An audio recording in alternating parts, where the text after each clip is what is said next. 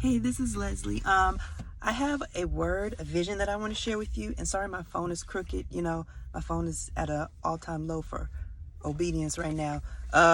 So it's doing what it wants to do. But as long as you can see me and hear me, if you are new to the channel, welcome. If you have been here before, welcome back. So this word or this vision, it's twofold, and in my mind, I feel like God is saying it goes together, so I hope this makes sense. But on 10/3, now I got to feel I must share three things. Okay, on 10/3/22 of this year, obviously October 3rd, I had a vision, and it was an Apple stopwatch. You know, iPhone Apple stopwatch, and it said 11.1111. And when I saw that, I automatically thought, okay, something is going to happen on November 11th of this year at 11 a.m. So I don't know if it was the AM or PM for sure, but anyhow, as you know, today is Veterans Day in the United States of America. And so what God was telling me, trying to gather my thoughts, was that I needed to look into what Veterans Day actually meant. And so I know that it is kind of like memorializing or remembering those that have fought for us, right? However, what I did not know was that Veterans Day actually was initially called Armistice Day. I hope I'm saying that right. ARMSTICE, Armistice Day. And so what this day actually represents is the ending of World War I. Okay, I'm not a history major by any means. You know, I didn't even know this. Okay, but however, before I even knew that meant that, something popped into my head and said, this is going to be the 11th day of the 11th month at the 11th hour. Absolutely did not know that was literally what was said about Armistice Day when it happened back in 1911. So basically, the French and the Germans and all of the powers, I guess, if you will, of the world that were coming together, that were fighting World War I, they called an armistice, which is basically to call a truce, to lay down your weapons. You know, we're not going to fight anymore. The war is over. Excuse me. That's basically what they said. And it was on this day that we now celebrate as Veterans Day. It was 11/11 of 1918. And it was basically at the 11th hour that they went ahead and signed this treaty declaration truce in France. Now, with having said that, a few days later, because remember I said I saw 11/11/11 on October 3rd. I'm not exactly sure what day it was. I don't remember. I wrote it down, but I did not date it. But I know that it was just a few days later. I had a vision of a place that was very desolate. It looked like a very war-torn place, okay? And I was walking in it, and it very much reminded me of, if you've ever seen that movie with Will Smith, it's called I Am Legend. And I believe he's in New York City, and it's very desolate. He's literally like the only person there. Okay, there were no zombies in what I saw in the vision that I had, but it's very much a desolate place. You can tell that this place has been abandoned, if you will, for years, because there are just vehicles that are left out in the middle of the street, like they just stopped and people ran for their lives.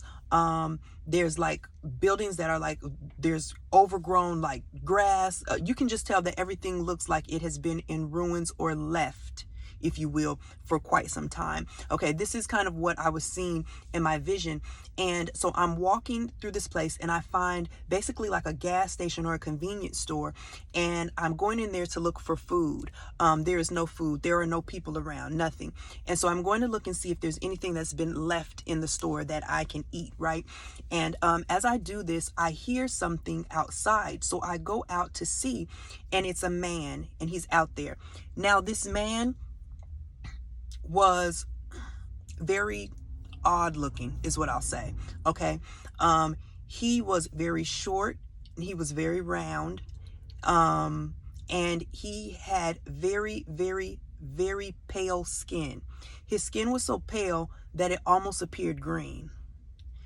Um, and he had a condition with his eyes, and forgive me, I'm not trying to be funny at all. I don't recall the name of the condition, but it is a real thing where there are some people who have like their eyes, and sometimes you will see it with people who have albinism, but their eyes move very, very rapidly. And he had this, right? His eyes were moving very, very rapidly as he talked, and he also looked like I knew that he was a grown man, but his face also looked very babyish. He looked kind of, he was overweight, but he had kind of like a chubby face of a baby or a young child, but at the same time it was older. And I know there's conditions where sometimes children look very old when they're actually quite young. It was sort of like that. And again, I don't know the name of it, so I'm not at all trying to be funny or anything like that. But this is how he looked. At the same token, I knew that he was carrying sickness in his body. I knew that he was carrying illness. I knew that he was the result, or he was the cause. He was the catalyst. He had something to do with the fact that I was in a very war-torn looking place. I knew that he embodied war, famine, and disease. And the fact that he was so pale, it reminded me of the fact that in Revelation, and forgive me because I'm not exactly sure where it is. I just felt led to do this as I'm in the car. But I know there's a place in Revelation that talks about the pale horse. He reminded me of that. Okay. And the pale horse brings about war, famine, and disease. Okay. I'm not saying that this is World War IV. I don't know that. All I know is that I need to put this out here now. I don't know what God is going to show me in the days to come or time to come, or maybe he's shown you something. But I know for sure that we're kind of in a place of famine, right? We're in a place where, in the United States, at least, we are very short on a lot of provisions. Inflation is through the roof. Eggs cost $10. Like, you know what I mean? I believe that we are coming into a place of famine, and God has told me this already. I don't believe that his children will be affected. Okay. But I also do know that he was using me in the dream to show me what was happening. It was me walking around. I don't believe that I'm going to be affected. I don't believe that his children are going to be affected because he has shown me so much. But I do believe that there is famine coming. And for those that are not children of God, those that are not walking in his ways, those that are not under his protection and his covering, you're going to be experiencing famine, war, and disease. Okay. Excuse me. As I went out to, see who this individual was or whatever, because I was by myself and I did not have any type of weaponry or anything with me to protect myself. He started to walk up towards where I was, and he was just kind of sitting there. It was almost like it was like a porch, or like a porch that he was sitting on, right? And he was sitting there and he was eating a Twinkie. And I really believe that the Twinkie represented the fact that there was just like nothing left to eat. There was just junk food, whatever you could find. There were no vegetables. There was nothing healthy to eat. There was no food that was prepared. He found this, I'm sure, as he was walking, as well as I was looking for food as well. And I was in a convenience store. Usually convenience stores have things of that nature. I don't personally like to eat out of a convenience store because it's nothing but garbage in there, in my opinion. Chips, cookies, stuff like that. Twinkies, ho-hos. I don't know if it's true, but I have heard that Twinkies and roaches will outlive all of us.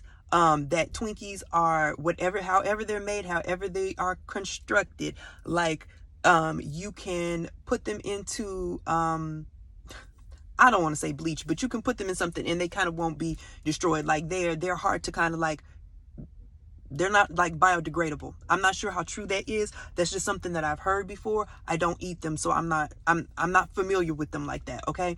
But I do know that there were roaches around, and roaches, even when there is war, even when there is a bombing, even when there is a nuclear blast, roaches seem to outlive us. They seem to survive destruction. Okay.